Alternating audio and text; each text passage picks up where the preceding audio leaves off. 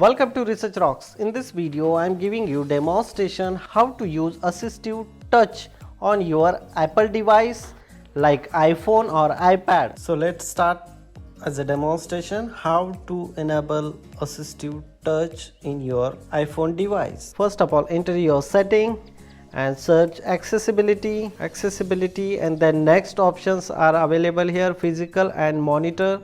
So I click here torch, and one options are available here, assistive torch, and then just on it. So this one assistive tasks are coming here this way. You can click in assistive task and you can customize this menu with the help of custom top level menu, like that way. Notification device, you can select here, notifications are there, you can select their lock screen, enter.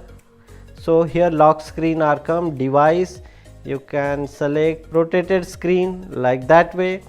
So these features are very helpful, and fraction of second you just click and every time comes on home screen, any other related on your Apple device. These features are available on all Apple devices. Hope you like this video. Before leaving, please subscribe our YouTube channel and press the bell icon. You don't miss upcoming videos. Till then, Jai Hind, Vande Mataram.